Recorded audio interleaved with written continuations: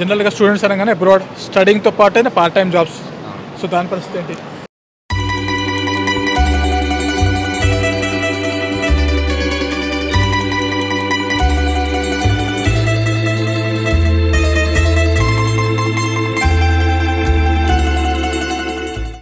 Hello everyone, good morning. ఇది వచ్చేసి Europe ట్రిప్లో డే నెంబర్ 25. ఇటలీలో ఉన్నాను, ఇటలీలోని ఫ్లోరెన్స్లో. ఆల్మోస్ట్ ఇటలీకి వచ్చి కూడా 6 days అయిపోయింది. ఇప్పుడు ద మెయిన్ థింగ్, ఇటలీలోని క్యాపిటల్ రోమ్కి వెళ్దాము. అందులోనూ మనం వెళ్ళబోయి ట్రైన్ ఇటాలియోని కైండ్ ఆఫ్ బిజినెస్ క్లాస్ అంట. చూద్దాం అది ఎట్లుంటుందో. అదే రోమ్కి వెళ్ళిన తర్వాత ఫేమస్ ప్లేస్ ఉంది కదా, వాటిని కూడా విజిట్ చేద్దాం ఈరోజు. పదని కట్వైపు వెళ్దాం. ఇదిగోండి, అంతా ఫ్లోరెన్స్ మెయిన్ స్టేషన్. వామ్మో, మామూలు రష్ ఉండదు తెలుసా. 3 రోజుల నుంచి ఇక్కడే తిరుగుతున్నాను. ఎప్పుడు వచ్చినా జామ్ ప్యాక్డ్ ఉంటుంది ఈ స్టేషన్ అంతా. పెద్దగా ఏం లేదు, సేమ్ మన ఇండియన్ రైల్వే స్టేషన్ లాగానే ఉంది. కాకపోతే కొంచెం డిసిప్లిన్డ్గా ఒక ఆర్డర్లో వెళ్తున్నాయి అంతే. వచ్చేసాం స్టేషన్కి. మనది కోచ్ నెంబర్ 1. ఇక్కడ మీకు ఎక్కువగా కనిపించే 2 ఉంటాయి ట్రైన్స్. ఒకటి వచ్చేసి ట్రైన్ ఇటాలియా. ఇప్పుడు మనం వెళ్తుంది ఇటాలో. ఇది రెడ్ కలర్లో ఉంటాయి, వస్తుంది ఇప్పుడు చూపిస్తాను నేను. ఇప్పుడు ఆల్మోస్ట్ లాస్ట్ 2 days నుంచి ఇలాంటి ట్రైన్లో తిరిగాం మనం. వెనిస్లో కానీ ఫ్లోరెన్స్లో కానీ ఆల్మోస్ట్ ఇలాంటి ట్రైన్లో తిరుగుతూ వచ్చాం మనం. ఇప్పుడు ఇటాలో అంటే కొంచెం సిమిలర్గా అట్లా ఉంటుంది చూడడానికి, బట్ ఇంకా రెడ్ ఎక్కువ ఉంటుంది అది. మనది కోచ్ నెంబర్ 1. ఫస్ట్ చెప్పాం కదా బిజినెస్ క్లాస్ అని చెప్పి. నాకు ఇది 2700 రూపీస్ పడింది, 1.5 hour జర్నీ. నేను బుక్ చేసే టైంకి అవన్నీ బుక్ అయిపోయినట్టున్నాయి. ఇది ఒకటి దొరికింది నాకు. ఇంకా వేరే ఆప్షన్స్ కూడా ఉన్నాయి, బస్సెస్ లాంటివి. ట్రై చేస్తా అంటే ట్రై చేయొచ్చు. చూద్దాం మరి ఎలా ఉంటుందో. ఇది సర్వీసెస్ ఏమైనా ఉంటాయా లేదా అని. Prima business. చాలా సీట్ 44 మనది. ఇదే విండో. ఇట్లుంది చూడండి కోచ్ అంతా చూడడానికి. ఒకవైపు అంతా 2 seats అండ్ ఇంకో వైపు అంతా 1 seat. స్టార్ట్ అయిపోయింది ట్రైన్. రావడమే లేట్ వచ్చింది. అంటే డిపార్చర్ టైంకి జస్ట్ 5 నిమిషాల ముందు వచ్చింది. 10:03 అంటే 10:03కి ఫాస్ట్గా పికప్. కరెక్ట్ గంటన్నరలో ఇంకా మనం రూమ్లో ఉంటాం.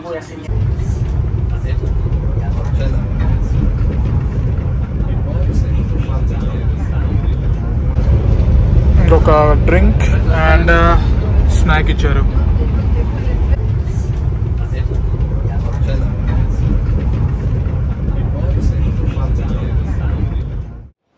Welcome to Rome, capital of Italy.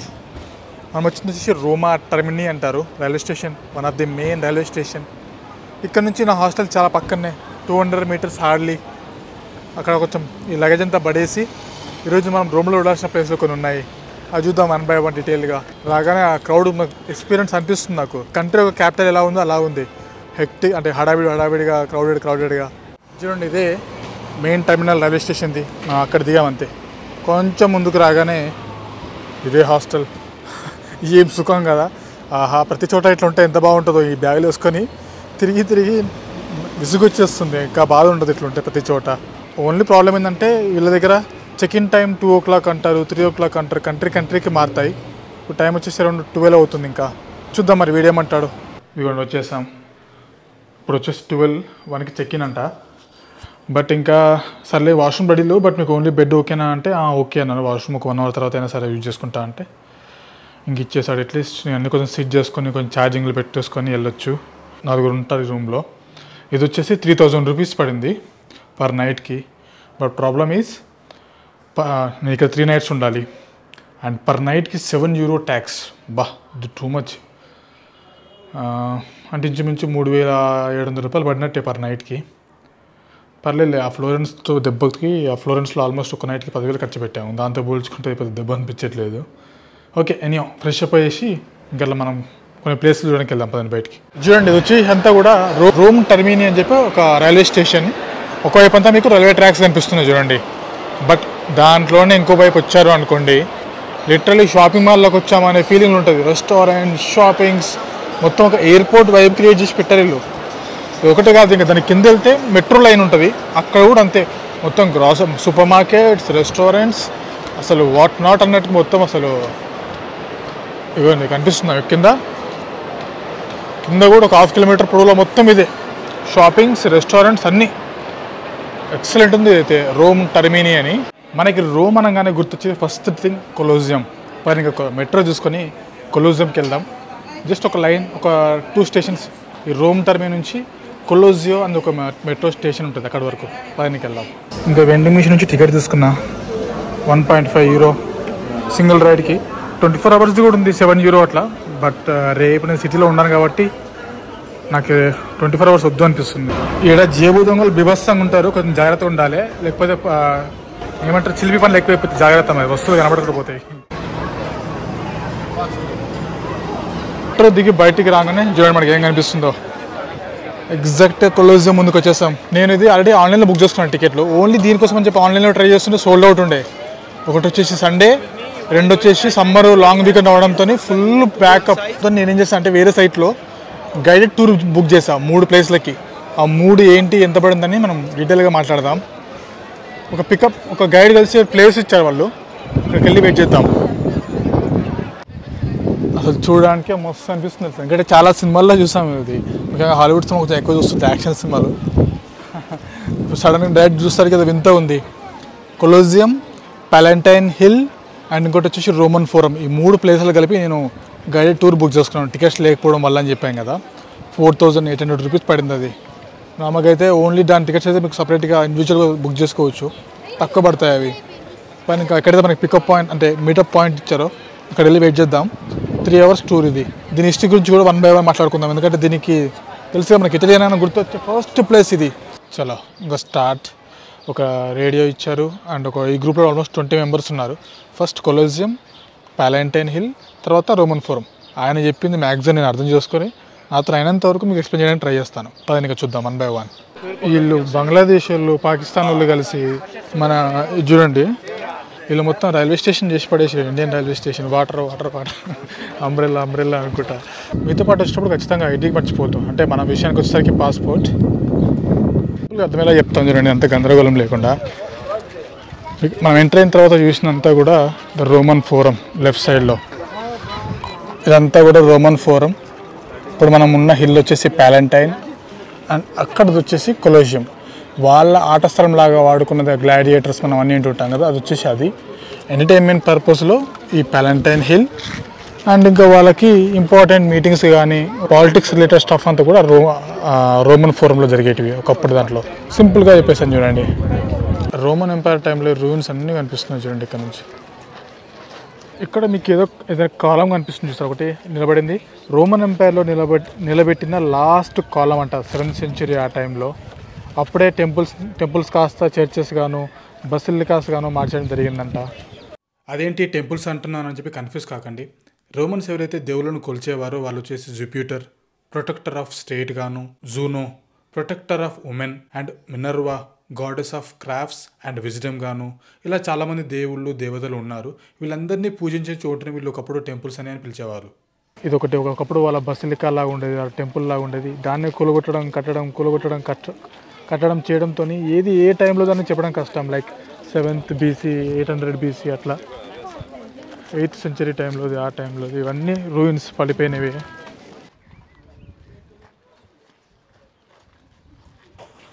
ఆ రోమన్ ఎంపైర్ టైంలో మిగిలిన ఒరిజినల్ స్టాచ్యూలు ఇవేనంట. మిగతా బయట చూసినవన్నీ కూడా రెప్లికాలు లాంటివే.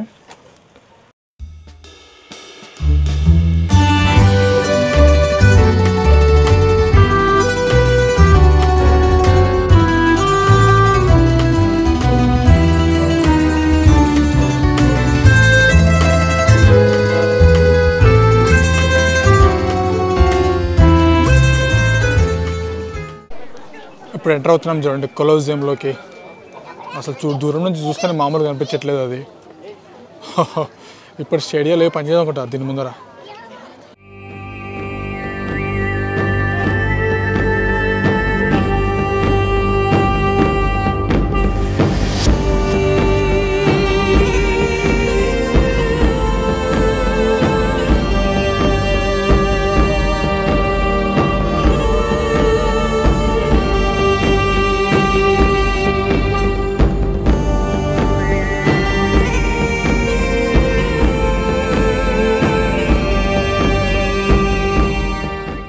గాడ్, ఇదేంటి భయ్యా ఇంత ఉంది.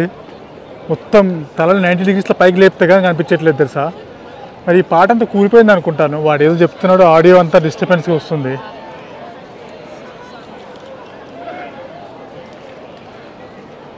Finally entering the Colosseum. టోటల్గా దీంట్లో 80 ఎంట్రన్స్ గేట్స్ ఉన్నాయంట. అందులో నుంచి 66 మాత్రం మామూలు నార్మల్ పీపుల్కి అండ్ ఒక 14 మాత్రం విఐపీస్కి, పొలిటీషియన్స్కి, ఇట్లా కొంచెం ఇన్ఫ్లుయెన్స్ ఉన్న వాళ్ళకి ఆ 14 గేట్లు వాడేవాళ్ళంట. ఆ పైన కొంచెం గేట్స్కి నంబర్స్ ఉన్నాయి, 80 గేట్స్కి 80 నంబర్స్. బట్ అవి వాళ్ళ కాలంలో వాళ్ళకి అర్థమయ్యేలాగా ఉన్నాయని.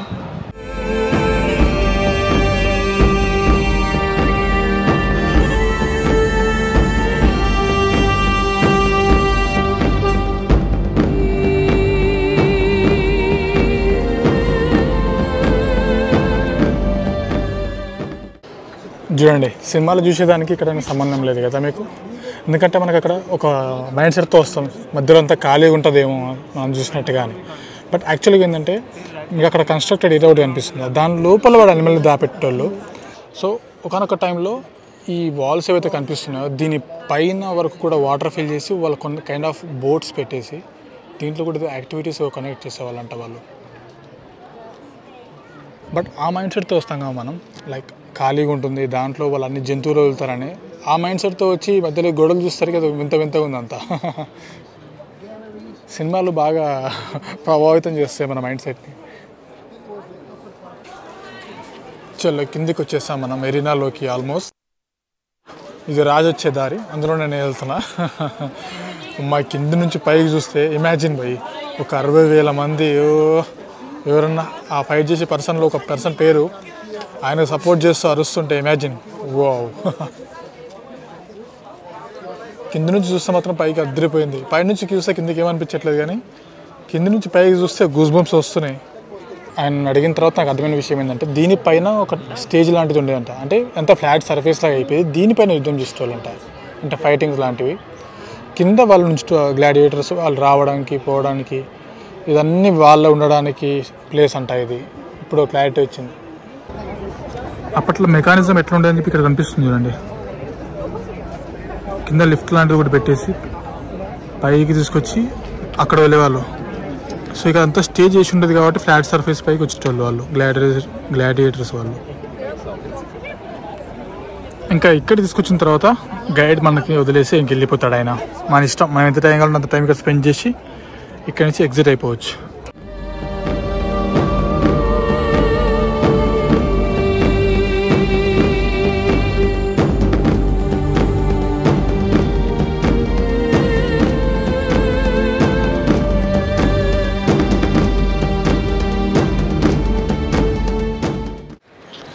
సో ఇంకా అట్లా మళ్ళీ కొలోజియం అవన్నీ చూసుకొని వచ్చేసాను రోమ్ టర్మీ దగ్గరికి.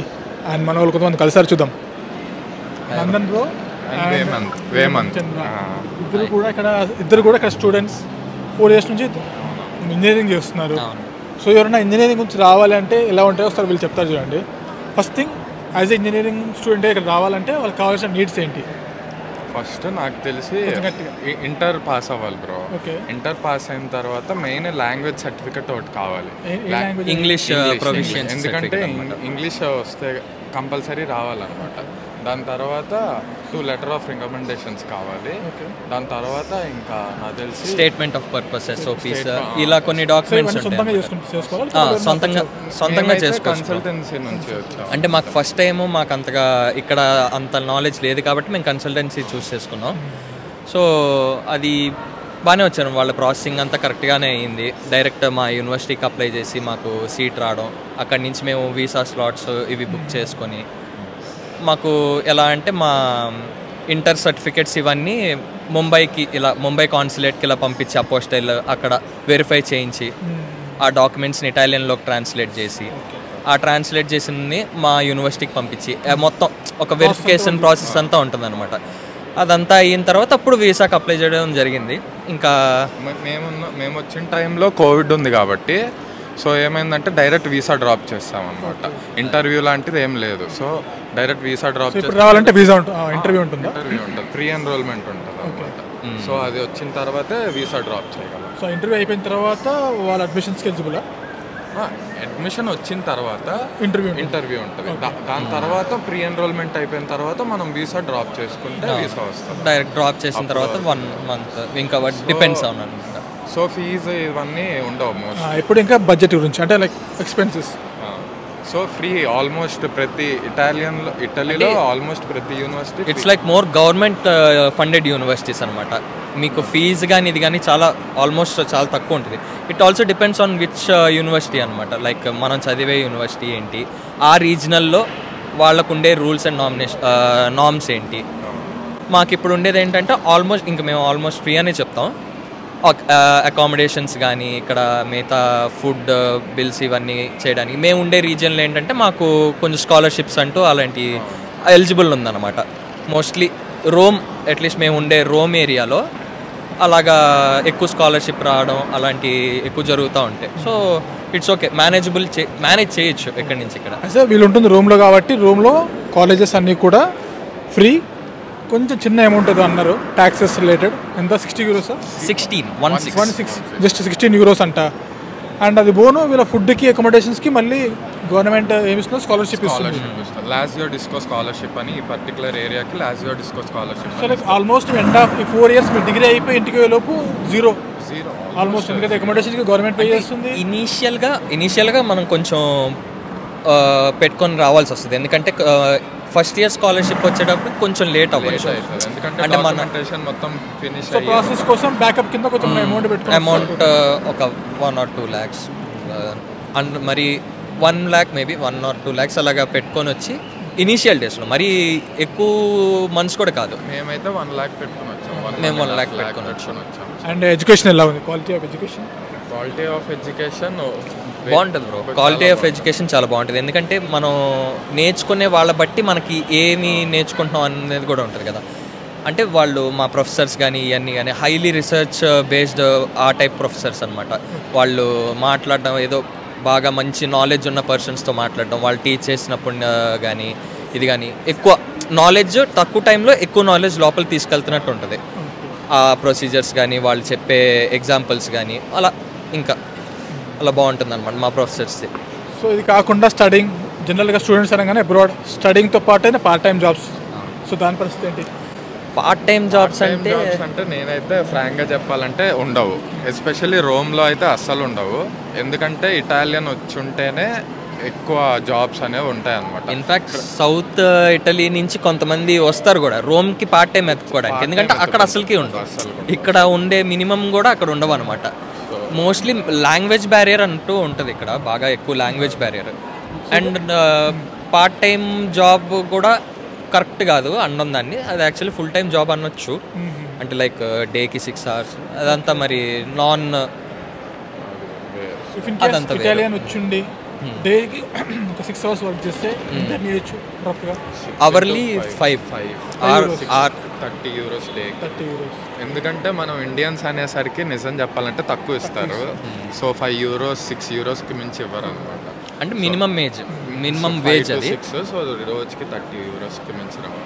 Minimum wage 5 euros per hour depends. So ఎవరైనా ఇంకా అట్లా సీరియస్గా మేము స్టడీ చేయాలనుకుంటే మంచి ఆపర్చునిటీ. ఎందుకంటే ఫ్రీ ఎడ్యుకేషన్ స్కాలర్షిప్స్ అన్నీ బాగున్నాయి కాబట్టి ఇట్ ఈస్ బెస్ట్ ఆప్షన్.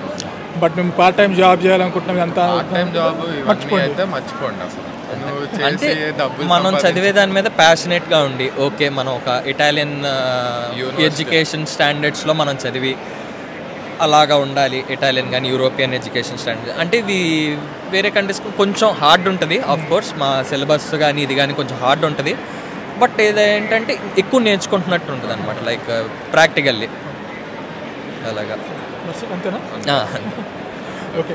ఇంకా చాలాసేపటి నుంచి వీళ్ళతో కలిసి కొంచెం లోకల్ ముచ్చట్లు అవి పెట్టినా ఎట్లుంటుంది ఎన్వైరన్మెంట్ ఏదంతా కూడా. ఇంకా చూద్దాం, మళ్ళీ కలుద్దాం ఎల్లుండి పాసిబిలిటీ ఉంటే, లేదంటే నా స్కెడ్యూల్ని బట్టి ఏమవుతుందో. ప్రస్తుతానికైతే bye. Chandan bro and Veman Chandra and Nandan ఇద్దరు కూడా ఏపీలో. ఇక్కడ ఏపీలో నేను విజయవాడ, ఇద్దరిది విజయవాడలో. Okay okay guys, take care. Thank you. Okay అన్న. That's it. ఈరోజుకింతే, మళ్ళీ నెక్స్ట్ వీడియోలో కలుద్దాం. Bye bye, take care.